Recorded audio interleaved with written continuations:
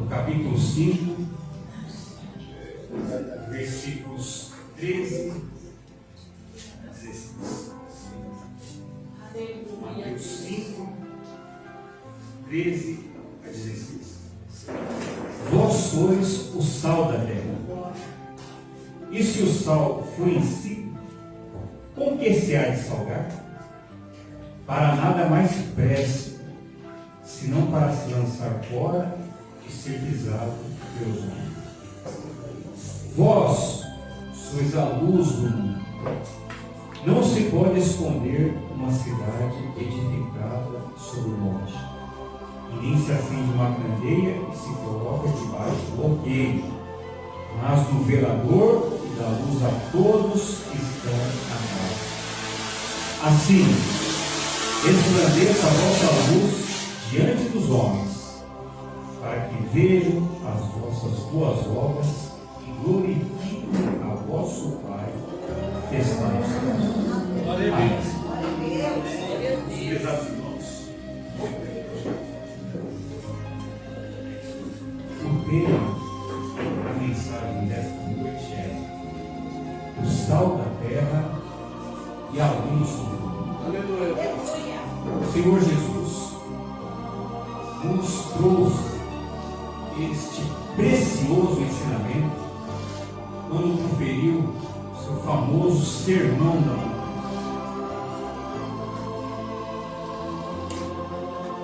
E aqui ele usa uma metáfora.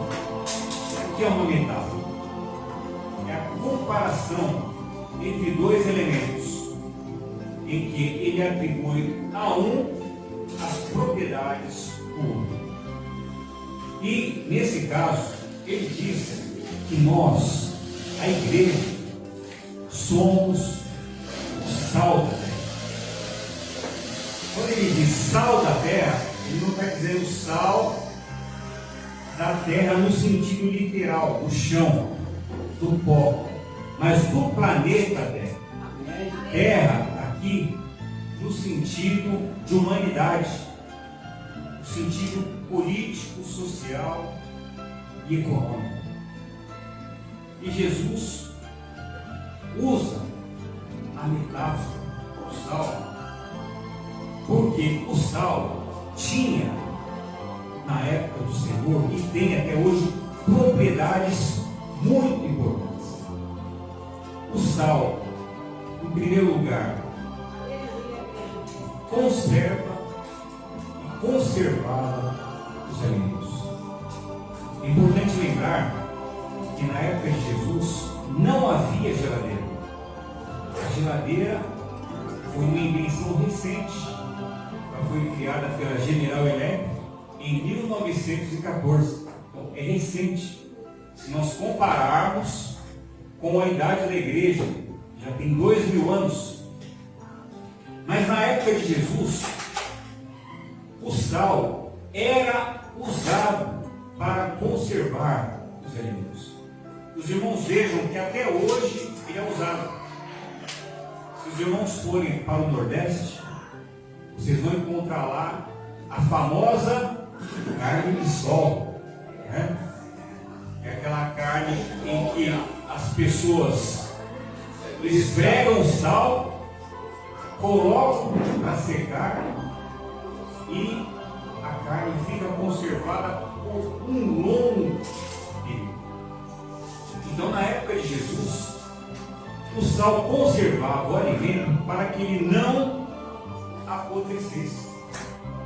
Mas não somente isso, o sal também era e é usado para dar sabor aos alimentos. A esposa às vezes faz feijão e pergunta: está bom de sal? Por quê? Porque se estiver com muito sal ou com pouco sal, fica difícil comer. Nós podemos oferecer para os irmãos uma picanha deliciosa, assada na brasa, mas se estiver sem sal, a gente não consegue comer. Por quê? O sal dá um sabor que Jesus diz que nós, a igreja, somos o sal da terra.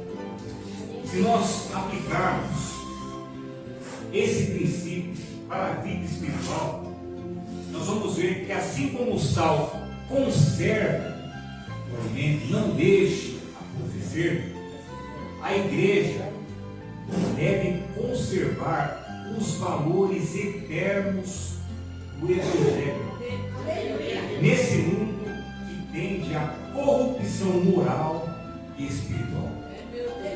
Meus irmãos, o mundo caminha a passos largos para o inferno. Mas existe alguma coisa que freia o mundo nessa caminhada desenfreada, que é a igreja. A igreja impede o caos total. Da mesma forma, meus irmãos, que o sal também transmite, dá o sabor, os seguidores de Jesus traz alegria, equilíbrio, tempero, paz e justiça onde ele está. Veja, meus irmãos, que o sal age silenciosamente. O sal não faz barulho, o sal não borbulha, mas onde ele está, nós percebemos que existe uma transformação. Ele influencia. Da mesma forma, a igreja é influenciadora neste mundo, mas ela não é influenciada. Glória a Deus. Mas Jesus, continuando o sermão,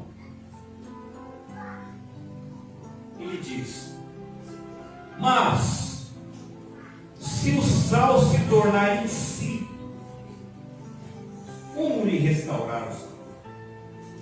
Acontece, meus irmãos, que na época do Senhor Jesus não havia os métodos modernos de extração do sal. Eles extraíam o sal das minas, extraíam o sal também do mar. Mas, naquela época, o sal vinha com impurezas. Nós sabemos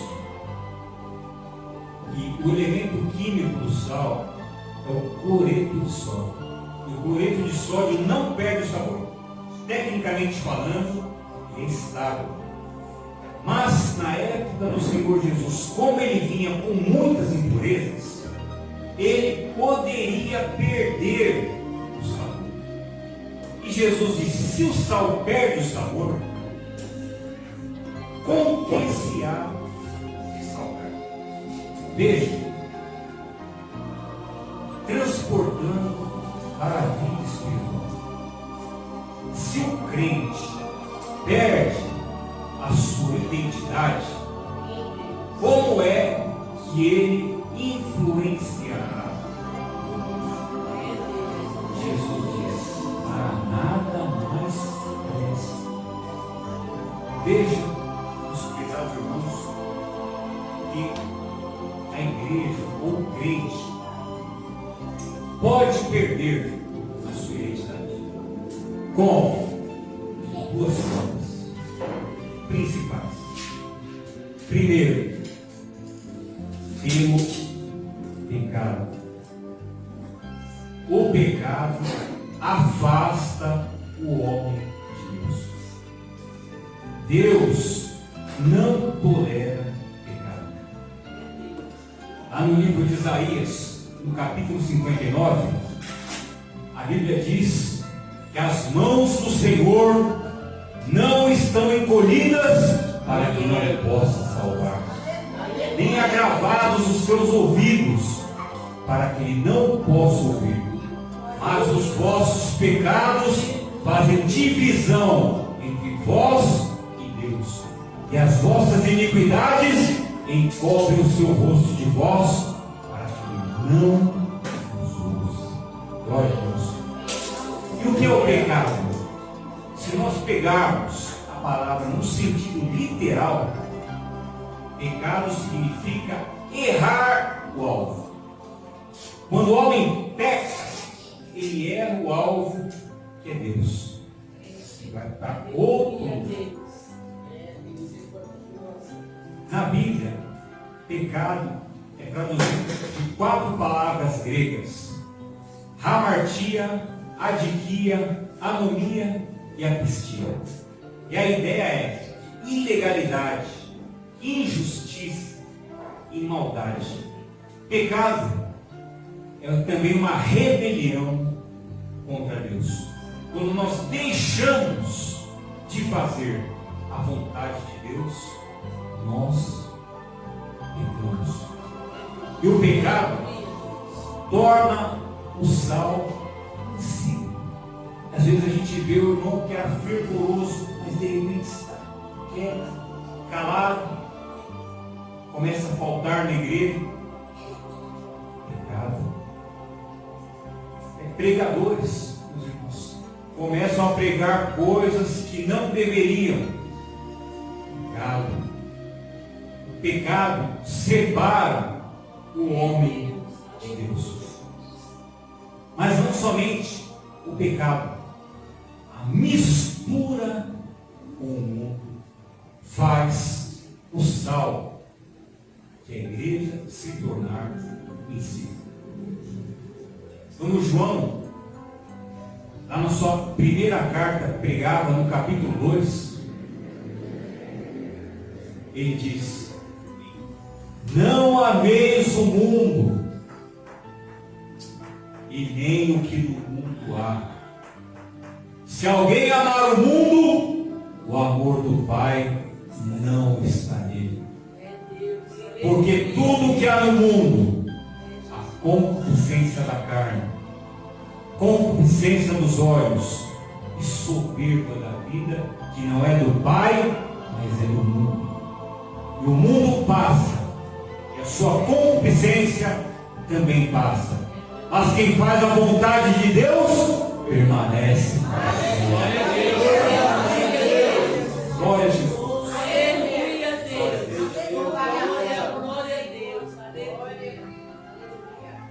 A Bíblia chama de mundo esse sistema político, social e econômico que subsiste e que é completamente contrário à palavra de Deus. Diga-se de passagem, o mundo odeia a igreja. A igreja e o mundo são como água e óleo. Uma certa vez nós trouxemos aqui uma experiência, meus irmãos. Colocamos um pouquinho de azeite dentro de um copo com água e mostramos que os dois não se misturam. Por quê? Porque eles têm propriedades diferentes. Assim é a igreja. A igreja está dentro do mundo, mas ela não participa das coisas do mundo. Porque quem amar o mundo, o amor do Pai não está nele. Eu me lembro, meus prezados irmãos, de um importante conselho do Senhor Jesus. Ele diz: lembrai-vos da mulher de Ló. Eu fiquei pensando, existem tantas mulheres virtuosas na Bíblia. Ele poderia dizer: lembrai-vos de Noemi, a grande mulher de Deus. Lembrai-vos de Ruth. Lembrai-vos de Esther. Lembrai-vos de Maria, a mãe do Senhor, a santa mulher. Foi a escolhida para ser a mãe do Salvador. Mas Jesus disse: lembrai-vos da mulher de Ló. Por quê?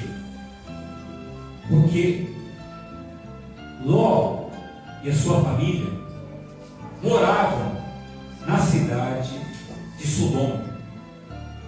E aquela cidade era chamada de impenitente.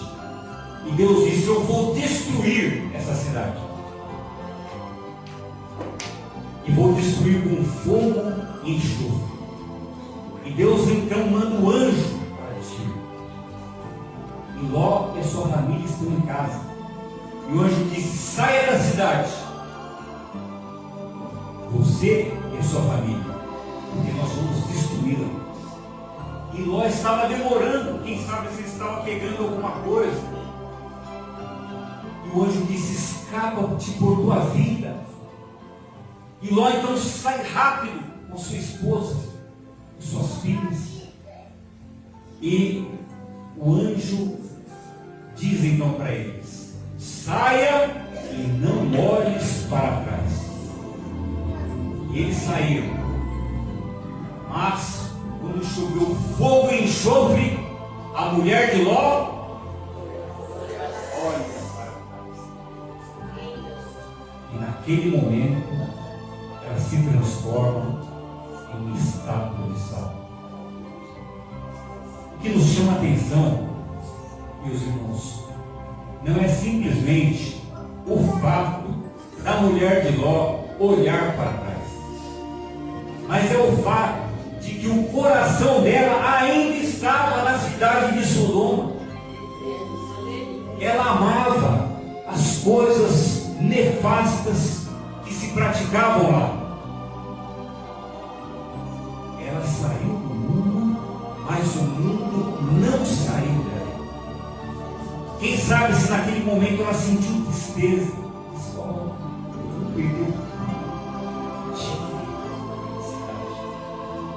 E ali, meus irmãos, foi transformada em uma estátua de sal. Glória a Deus. E Jesus nos traz esse exemplo. Lembrai-vos da mulher de Ló. Se você olhar para trás, é isto que vai acontecer com você. Porque a caminhada cristã é uma caminhada onde nós olhamos para frente. Aleluia. Paulo disse: deixando para trás as coisas que ficam, prossigo para o alvo, para o prêmio da soberana vocação de Deus em Cristo Jesus. Glória a Deus. Glória a Deus. Sim, o pecado e o mundo tornam o sal insípido, faz com que o cristão perca os seus valores. E Jesus disse: com que se há de salgar? Para nada mais presta, senão para ser lançado fora e pisado pelos homens. Nós vemos, meus irmãos, com essa reflexão de que Jesus nos chama para sermos influenciadores e não influenciadores. A igreja não pode ser mundana. A igreja tem que fechar as portas para o mundo. Não é necessário gritar. Não é necessário brigar. Mas é necessário transformar. A igreja é diferente. A igreja leva o brilho de Cristo. Mas Jesus ainda disse: vós sois a luz do mundo. Não se pode edificar uma cidade, não se pode esconder uma cidade edificada sobre o monte. E nem se acende uma candeia e se coloca debaixo de uma vasilha, mas o candelabro ilumina todos os que estão na casa. Assim, resplandeça também a vossa luz diante dos homens, para que vejam as vossas boas obras e glorifiquem a vosso Pai.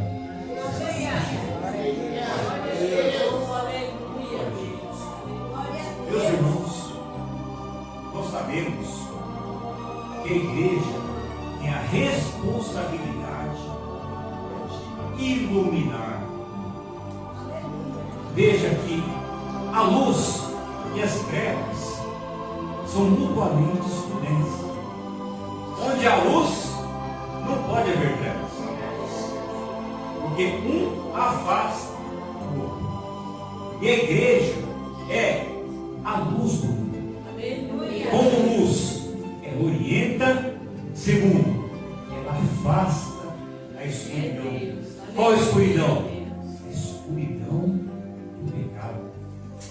Mas Jesus, nessa metáfora, nos diz que a obra da igreja deve ser visível para todas as pessoas.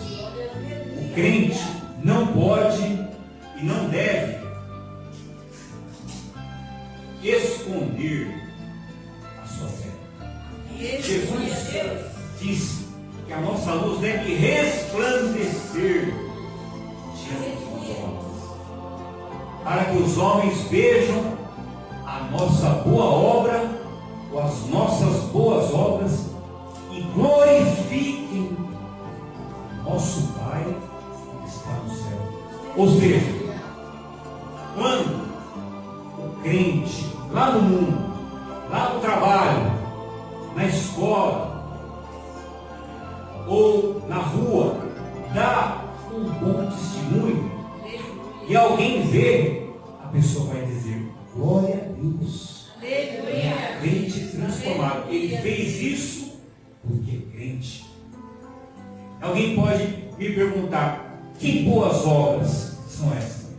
Ora, Paulo fala do fruto do Espírito, lá no livro de Gálatas, no capítulo 5, ele diz: mas o fruto do Espírito é caridade, gozo, paz, longanimidade, benignidade, bondade, fé, mansidão e temperança. Aleluia.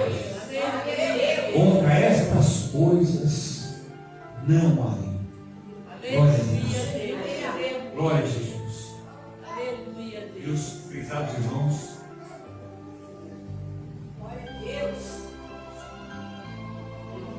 nós, a igreja, somos o sal da terra e a luz.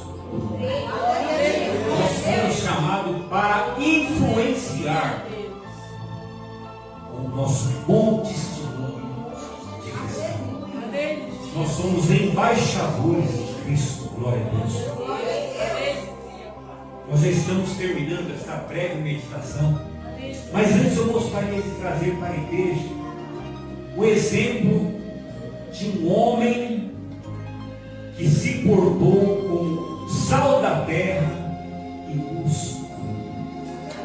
Foi um missionário escocês chamado John Paton.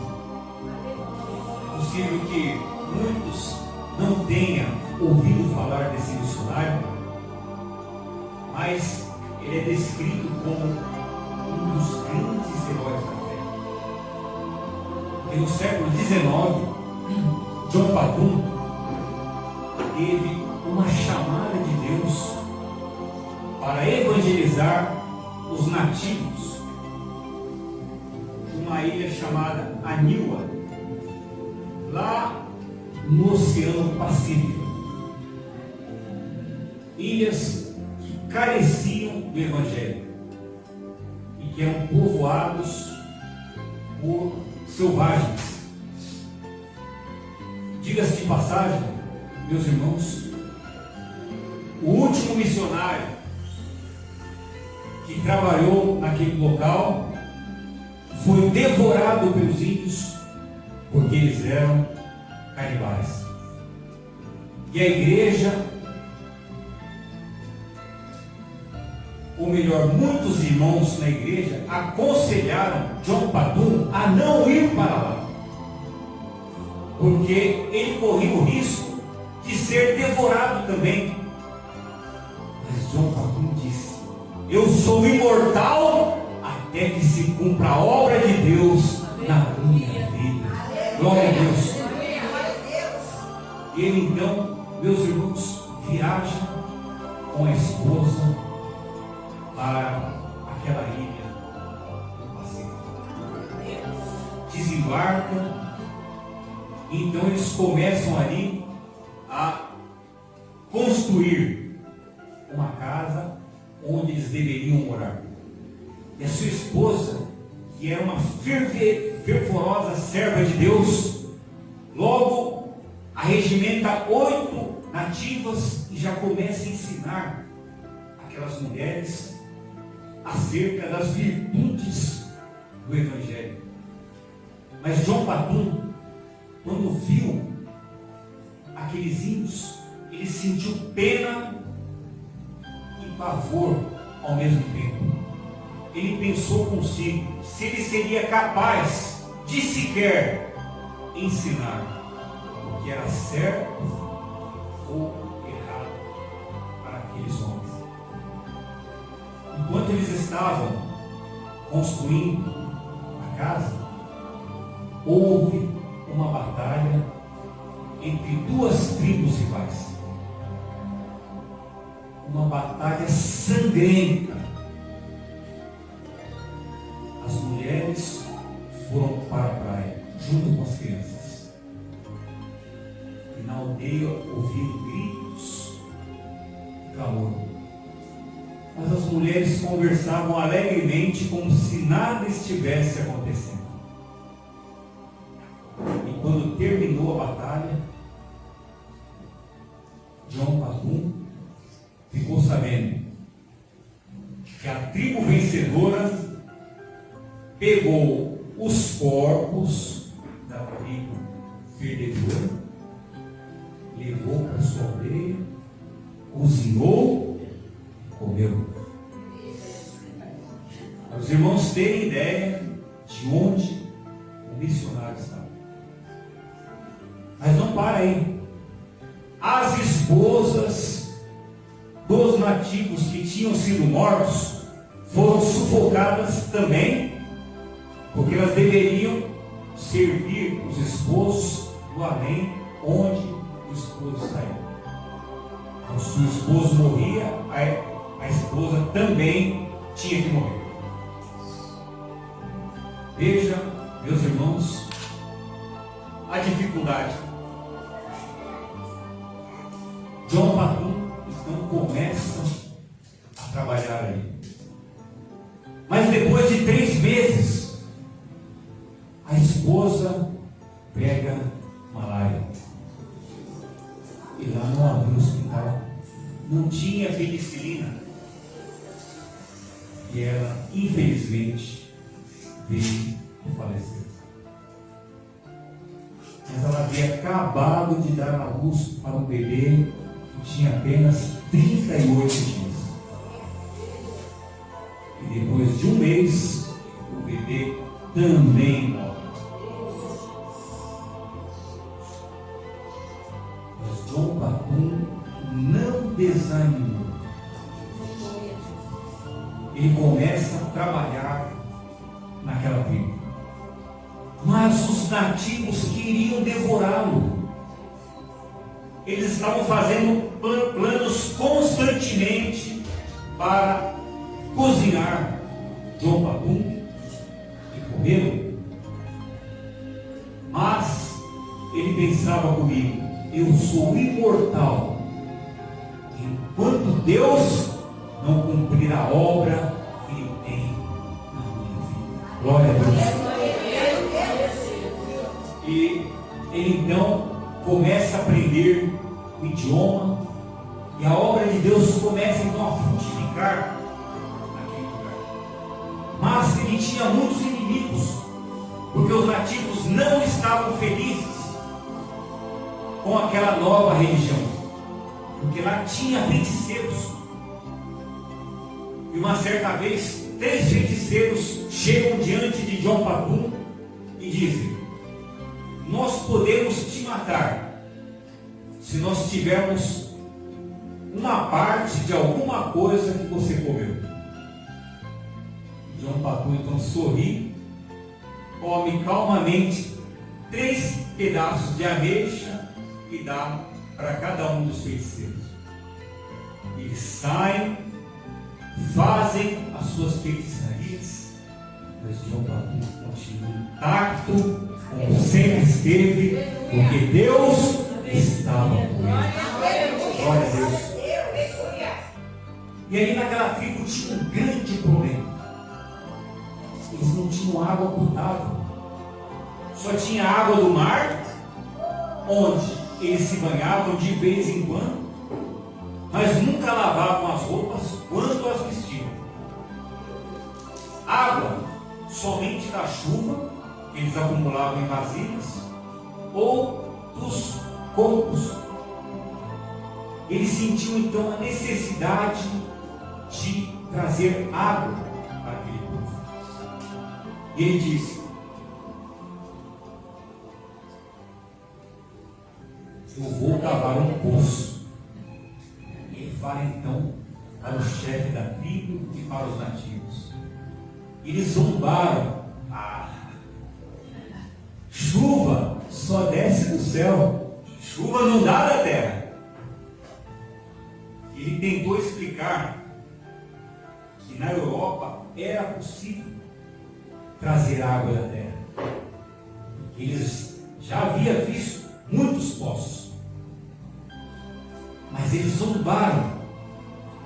Mas João Badum então começa a cavar o poço.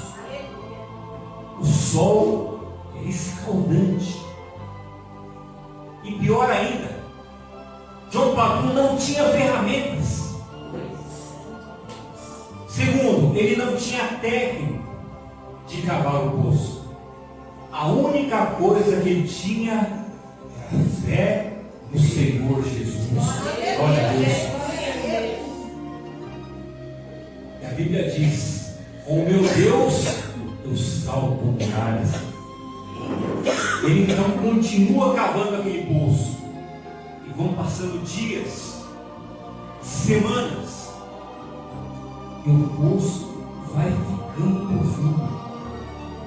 E ali os nativos continuam zombando dele. Missionário, chuva não dá da terra, chuva só dá do céu. Ele é louco, mas ele não desanimou. Ele disse que às vezes sentia calafrios e suava só de pensar que no final o poço daria água salgada.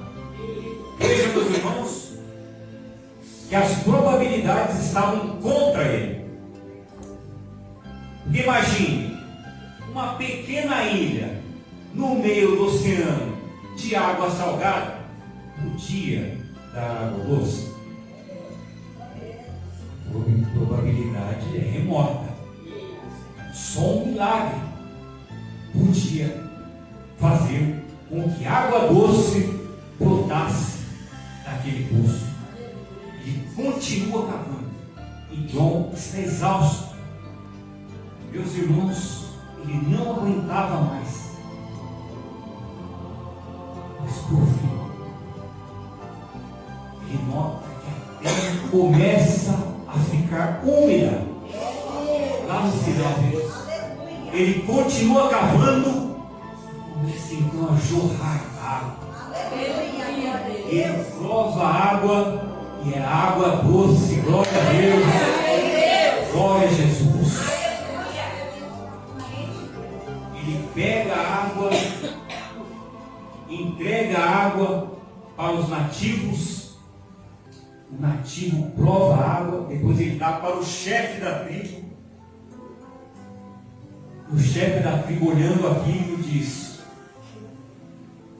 Misse, eles chamavam o missionário de Misse, a obra do seu Deus é maravilhosa e admirável. Nenhum dos deuses de Aniua jamais nos abençoou desta forma. Ele chamou a tribo inteira e disse: amigos, todos os poderes do mundo não poderiam nos fazer crer que fosse possível mandar chuva da terra. Se nós não tivéssemos visto com os nossos próprios olhos e provado com a nossa boca. Os deuses de Aniua não podem socorrer como Deus Jeová. Para todo sempre eu serei seguidor do Deus Jeová. E assim aquele missionário ganhou toda a tribo para Jesus. Aquela água salvou vidas, meus irmãos. Mas mais do que isso, ela abriu os corações das pessoas para mudar de comportamento, para ouvir o Evangelho do nosso Senhor e Salvador. Glória a Deus. John Patum foi sal e luz na obra em que Deus o colocou. E Ele nos chama para ser sal e luz no mundo em que nós estamos. Vós sois o sal da terra. Glória a Deus. Mas se o sal se tornar insípido, como lhe restaurar o sabor? Para nada mais presta, senão para ser lançado fora e pisado pelos homens. Vós sois a luz do mundo. Não se pode esconder uma cidade edificada sobre o monte. Nem se acende uma candeia e se coloca no velador. Não se coloca embaixo de uma vasilha, mas no velador. Ilumina todos os que estão na casa. Assim, resplandeça também a vossa luz diante dos homens, para que vejam as vossas boas obras e glorifiquem o vosso Pai. Glória a Deus.